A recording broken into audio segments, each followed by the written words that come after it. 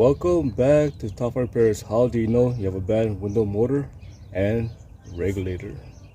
The first sign that you know that you have a bad window motor or regulator is that when you press the window switch and the window is not going up and down and it is not responding, that is how you know you might have a bad window motor or regulator. If you replace the window switch and the window is still not responding, most likely you're going to have a bad motor on the window motor and regulator assembly. Before replacing the window motor and regulator, you want to make sure that the connection did not come loose.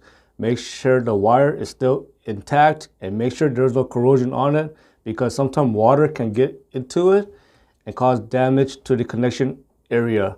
Also, you want to make sure that you want to test the motor by supplying power to it. If you give power to it and the motor is not working, then you know you have a bad motor. For some vehicle, you can actually remove the motor from the whole entire window motor and regulator assembly, and you could just replace the motor. That will save you some money since you don't have to replace the regulator as well. The next sign that you know that you might have a bad window motor and regulator is that when you press the window switch and the window travels up very slowly and it travels down very slowly, that could be a sign that you might have either a weak window motor or bad window regulator cable. So this part here and this part here is going to be the cable. Before changing the window motor or regulator, make sure that the window did not come out of place on the side rail. If the window came out of place on the side rail, you want to adjust the window and make sure you put it back on the side rail.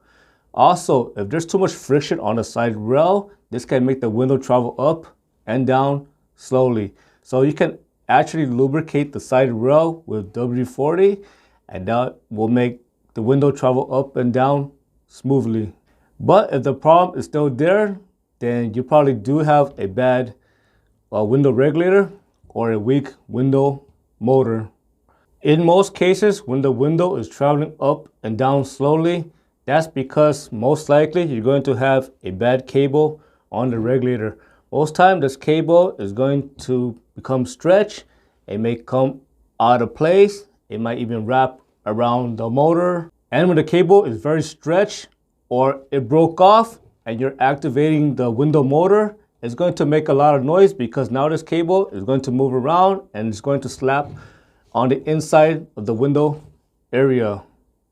The next sign that you know that you might have a bad window motor is that the motor may sometimes work and sometimes it may not work. So sometimes the window motor will start to work when the motor cools down, but when the motor is hot from pressing the window button too many times, this can cause the motor to overheat and momentarily the motor may stop working.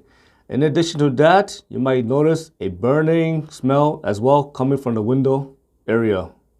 The next sign that you know that you might have a bad window regulator is that your window is not going back up.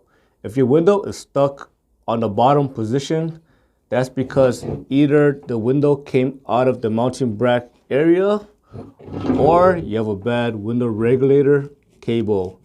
If this cable is super stretched or it broke off, it's going to cause this mounting bracket to drop to the lowest part and your window is going to stay in a down position. The only way for your window to go back up is to grab the window glass and pull it back up, and you might have to tape the window glass to the top part of the door. And lastly, the next sign that you know that you might have a bad window regulator is that when you press the window switch and the window glass goes up like very choppy and it moves up like this, that's because maybe the window regulator is failing. Of course, this can also mean that the window glass may not be in place on the side rail as well. So make sure you check that part.